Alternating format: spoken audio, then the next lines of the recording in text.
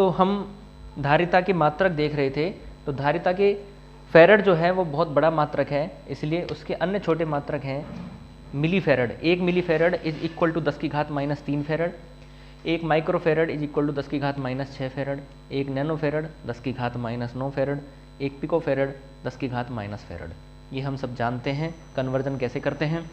अब 1 फेरड की क्या परिभाषा बनेगी, क्योंकि हम जानते हैं C is equal to Q upon V। तो Q क्या है, आवेश। आवेश यदि 1 कूलाम हो, V क्या है, वोल्ट, विभव। यदि विभव 1 वोल्ट हो तो धारिता कितनी होगी, 1 फेरड के तुल्य होगी। C की विमा, धारिता की विमा M-1 L-2 T4 A2 होगी। ये याद रखना है, धारिता सदैव धनात्मक होती है, ऋणात्मक नहीं होती धारिता कभी भी। तो धारिता के ऊपर जो आधारित युक्ति है उसे संधारित्र कहते हैं। संधारित्र क्या है, ऊर्जा संचय की एक युक्ति है। जब 2 प्लेट्स हम बिल्कुल पास पास रखते हैं और एक प्लेट को हम आवेश देते हैं तो प्रेरण के कारण दूसरी प्लेट पर भी आवेश उत्पन्न हो जाता है। ऐसी युक्ति संधारित्र कहलाती है। और संधारित्र का सिद्धांत वही सूत्र है, C is equal to Q upon V। अर्थात यहाँ पर हम विभव को कम करके धारिता को बढ़ा सकते हैं, क्योंकि विभव कहाँ पर आ रहा है, हर में।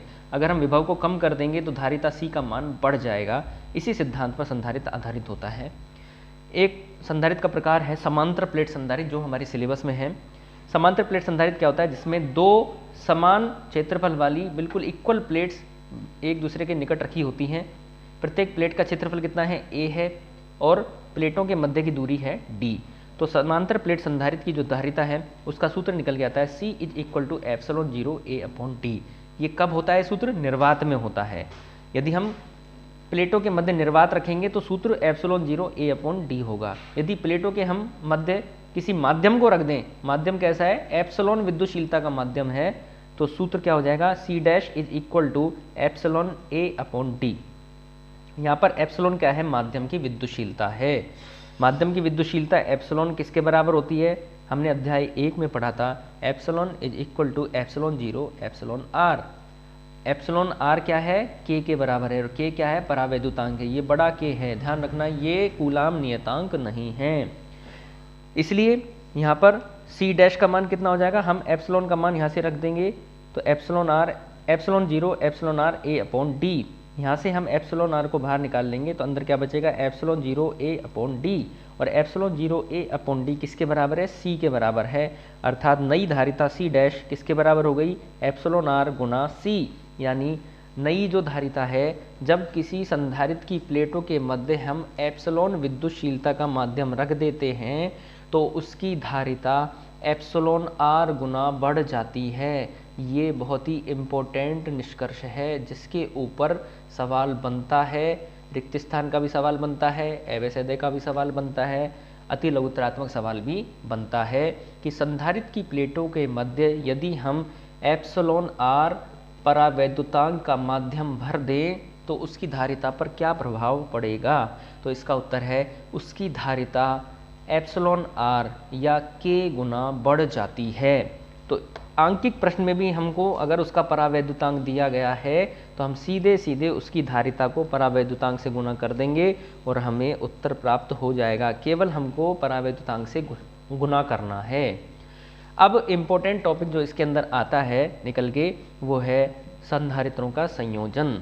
संधारित्रों का संयोजन, संधारित्रों का संयोजन मतलब संधारित्रों को किस प्रकार से जोड़ा जाता है। तो सबसे पहला है श्रेणी क्रम संयोजन। श्रेणी क्रम संयोजन, देखिए यहाँ पर 3 संधारित्र हम जोड़ रहे हैं, C1 C2 C3, जिनकी धारिता है, और इनको हमने एक V वोल्ट के सेल से जोड़ दिया है। ये 3 संधारित्र हैं, इनकी धारिता है C1 C2 C3, plus plus minus minus, plus plus minus minus, plus plus minus minus. ये पहले संधारित्र की दूसरी प्लेट दूसरे संधारित्र की पहली प्लेट से, दूसरे संधारित्र की दूसरी प्लेट तीसरे संधारित्र की पहली प्लेट से जुड़ी हुई हो तो ऐसी व्यवस्था श्रेणी क्रम संयोजन कहलाती है। अब हमें करना क्या है, हमें इन तीनों संधारित्रों को हटाकर एक संधारित्र रखना है, तीनों को हटाकर केवल एक। तो उसकी धारिता कितनी होगी, उसे कहते हैं हम तुल्य धारिता, उसे कहते हैं तुल्य धारिता C। तो तुल्य धारिता C, श्रेणी क्रम संयोजन में तुल्य धारिता C का सूत्र होगा 1/C is equal to 1/C1 plus 1/C2 plus 1/C3। तो यहाँ से हम, बहुत ही सिंपल सूत्र है, यहाँ से हम तुल्य धारिता C का मान इस सूत्र की सहायता से ज्ञात कर सकते हैं। ये सूत्र हमें सीधे भी याद रखना है और हमें व्यंजक भी आना चाहिए इसका। हालांकि इस पार्ट में से व्यंजक नहीं आएगा, इसलिए हमें ये सूत्र सीधे ही याद रखना है। इसके ऊपर अंकित प्रश्न आ सकता है जो हम वीडियो के अंदर हल करेंगे। दूसरा संयोजन है समांतर क्रम संयोजन। समांतर क्रम संयोजन।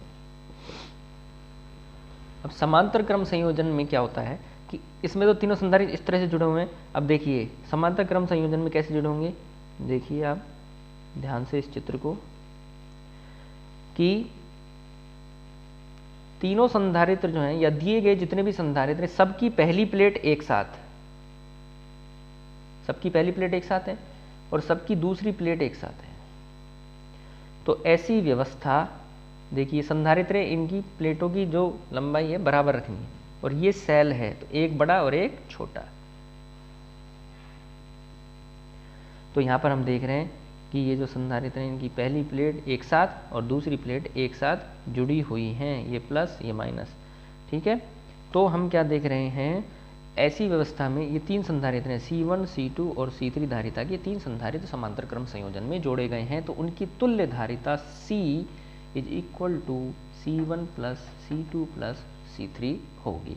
ये सूत्र हमें सीधे ही याद रखना है और इसके ऊपर आंकिक प्रश्न इसमें पूछा जाएगा जिसे हम आगे हल करेंगे।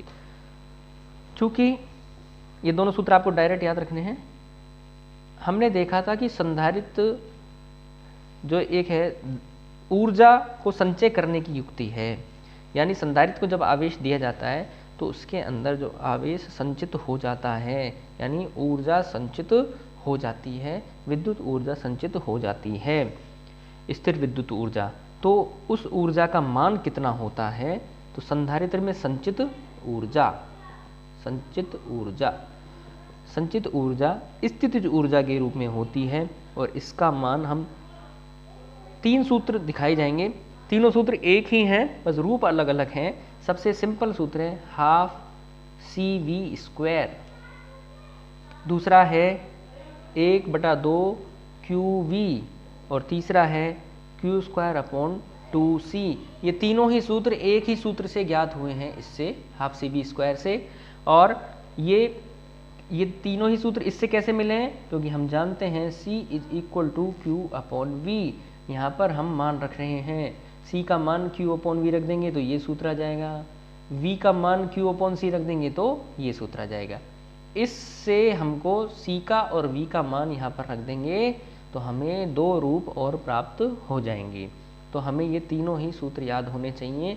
मोस्ट कॉमनली यूज्ड है हाफ CV²। तो ये संधारित्र में संचित ऊर्जा का सूत्र है। अब संधारित्र में जो ऊर्जा घनत्व होता है, संचित जो ऊर्जा है उसका ऊर्जा घनत्व कितना होता है, ऊर्जा घनत्व का अर्थ होता है स्मॉल u से इसको प्रदर्शित करते हैं और घनत्व है इसलिए ऊर्जा बटे आयतन। हमने इसको कक्षा में भी आपको समझाया था, घनत्व का अर्थ है आयतन का भाग लगना।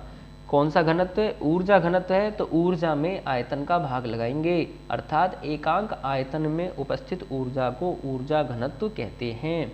तो ऊर्जा घनत्व U इज इक्वल टू, इसका सूत्र आएगा हाफ ε0E², जो कि हमने अध्याय 8 में भी इसके बारे में अध्ययन किया था। तो उम्मीद है कि आपको इस वीडियो में पार्ट 2 के अंतर जितने भी सूत्र आदि दिए गए हैं उनके बारे में ज्ञात हो गया होगा।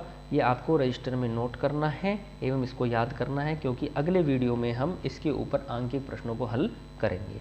धन्यवाद।